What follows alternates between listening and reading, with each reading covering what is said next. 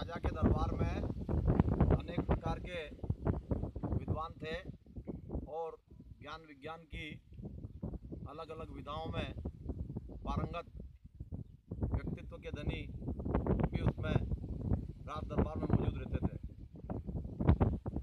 एक दिन एक दरबारी ने सुझाव दिया कि दरबार में एक मूर्ख व्यक्ति भी होना चाहिए। सब ये बात सुनकर हतप्रभ हो गए कि राज दरबार में मूर्ख का क्या काम है, लेकिन फिर भी मनोविनोद की दृष्टि से उन्होंने ये स्वीकार कर लिया कि एक मूर्ख व्यक्ति भी इस दरबार में शामिल हो जाए। तब मूर्ख व्यक्ति की खोज शुरू हुई। एक व्यक्ति एक झाड़ पर एक डाली पर बैठकर उसी डाली को काट रहा था। तब खोज करने वाले राजा के सेवकों ने आसानी से अनुमान कर लिया कि जो व्यक्ति जिस डाली पर बैठता है और उसी को काटता है, उससे ज़्यादा मूर्ख दुनिया में कोई नहीं हो सकता। इसलिए उन्होंने उसका चयन कर लिया और उसको राजा की ओर से दरबार के लिए आमंत्रित किया। जब वह दरबार में पहुंचा तो राजा ने उसको राजदंड और चिन्ह प्रदान किया और कहा कि तुम भी राज दरबार के सम्मानित सदस्य हो गए हो। वह सदैव ही राज दरबार में आता था और उसमें होने वाली चर्चा परिचर्चा संवाद में सहभागिता करता था। एक दिन राजा अचानक बीमार हो गए और वे विश्राम करने लगे। राज दरबार में उनकी अनुपस्थिति रहने लगी। तब जिस व्यक्ति को मूर्ख कहकर राज दरबार में शामिल किया गया था, उसने कुछ दिन तक तो प्रतीक्षा की और अंततः उसने सोचा कि जब राजा ही दरबार में नहीं आते तो मैं आकर क्या करूँगा। उसने राजा को जाकर भेंट करने के लिए पहुंचा। तब राजा से पूछा कि आजकल आप राज दरबार में नहीं आते, क्या बात है। तब राजा ने कहा कि अब राज दरबार में क्या हूँ, अब तो मैं लंबी यात्रा पर जाऊँगा। तब उसने पूछा कि उस लंबी यात्रा में आप किस किस को साथ ले जाएंगे, धन संपदा किन किन रानियों को ले जाएंगे और क्या क्या साधन ले जाएंगे और ये यात्रा कितने दिन की होगी। तब राजा ने कहा कि यह यात्रा ऐसी यात्रा है कि जिस पर जाने के बाद कोई वापस नहीं आता और अपने साथ न धन ले जा सकता है, न संपदा ले जा सकता है, न राजसी वैभव ले जा सकता है, न रानियों को ले जा सकता है और न किसी अन्य किसी वस्तु को या व्यक्ति को या प्राणी को साथ ले जा सकता है। ऐसी यात्रा पर मैं जा रहा हूँ। तब उस व्यक्ति ने उनसे कहा कि जब ऐसी यात्रा होने वाली है और प्रत्येक व्यक्ति को ऐसी यात्रा पर जाना पड़ता है, तब फिर युद्ध काय के लिए करते हैं और किसके लिए कूटनीति चलाई जाती है, किस लिए इस सत्ता के खेल में हत्याएं की जाती है और क्यों लोगों को प्रताड़ित किया जाता है। राजा को उस व्यक्ति को जिसको मूर्ख समझा जा रहा था, उसकी बात कर सुनकर लगा कि वास्तव में ये जो कुछ कह रहा है सही कह रहा है। उसके मन के अंदर जहाँ एक और शारीरिक रुग्णता के कारण से कमजोरी थी और अनंत की यात्रा की तैयारी थी, वहीं दूसरी ओर उसकी बातों से उसको आत्मज्ञान का बोध होने लगा और अंत में राजा के प्राण का अंत हो गया।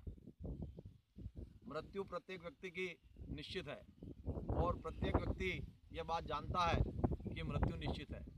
यही नहीं, मृत्यु कब होगी यह भी निश्चित है, लेकिन मृत्यु कब होने वाली है इसकी जानकारी किसी को नहीं है। जो तथ्य निश्चित है किंतु व्यक्ति के ज्ञान में नहीं है, जानकारी में नहीं है, वह मृत्यु है। लेकिन मृत्यु से डरने की आवश्यकता नहीं है। मृत्यु प्रत्येक व्यक्ति की अंतिम परिणति है, लेकिन अगर यदि कोई व्यक्ति पल प्रतिपल इस मृत्यु के भय से भयभीत होता रहेगा तो वो अपने जीवन को आगे नहीं बढ़ा सकेगा, न अपने कर्तव्यों का पालन कर सकेगा, न अपने जीवन में गुणों का और सद्गुणों का संचय कर सकेगा, बल्कि वह मृत्यु के भय से, आतंक से जीते जी मृत्यु को प्राप्त हो जाएगा।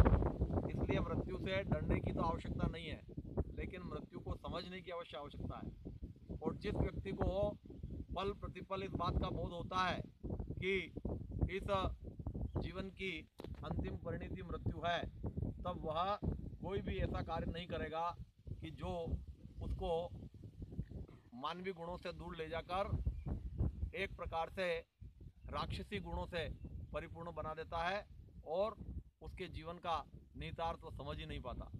इसलिए मृत्यु का यदि व्यक्ति को बोध है तो वह अपने जीवन का संचालन सदमार्ग पर करने के लिए प्रेरित हो सकता है।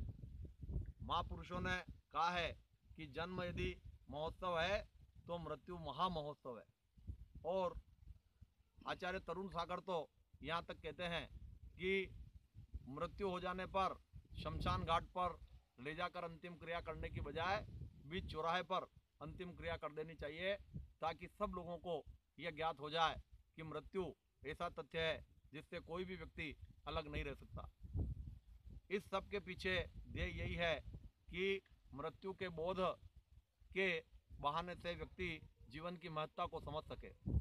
और जो व्यक्ति जीवन की महत्ता को समझने का प्रयास करता है और मृत्यु के बोध को जान लेता है, वह व्यक्ति जीवन के अंदर कोई ऐसे कार्य नहीं करता है कि जो मानवीय गुणों से प्रतिकूल हो और मनुष्य के करने के योग्य कार्य नहीं हो।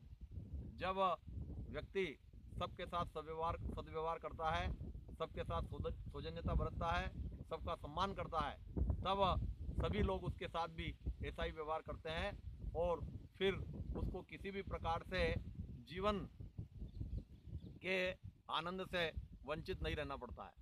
इसलिए जब राजा ने उस व्यक्ति को मूर्ख समझकर अपने राज दरबार में स्थान दिया, लेकिन उसके बावजूद उसने अंतिम समय में अपनी सूझबूझ के आधार पर राजा को जीवन के सार तत्व का बोध करा दिया।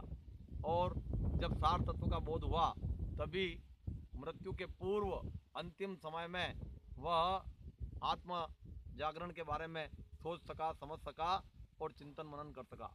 इसलिए प्रत्येक व्यक्ति को अपने जीवन का, अपने कर्तव्यों का पालन करते हुए सौजन्यता से और सद्भाव से, प्रेम से और सबके प्रति सम्मान भाव से यापन करना चाहिए। और मृत्यु से डरने की आवश्यकता तो नहीं है, लेकिन मृत्यु का बोध करके उससे प्रेरणा लेने की अवश्य आवश्यकता है। यही इस प्रसंग का निहितार्थ है। और जो कोई इस प्रसंग के माध्यम से अपने जीवन को आगे बढ़ाता है, उसका जीवन अवश्य ही सार्थक होता है। वह मनुष्य जीवन के ध्येय को समझकर उसकी ओर आगे बढ़ता चला जाता है और जीवन को सार्थक करता है।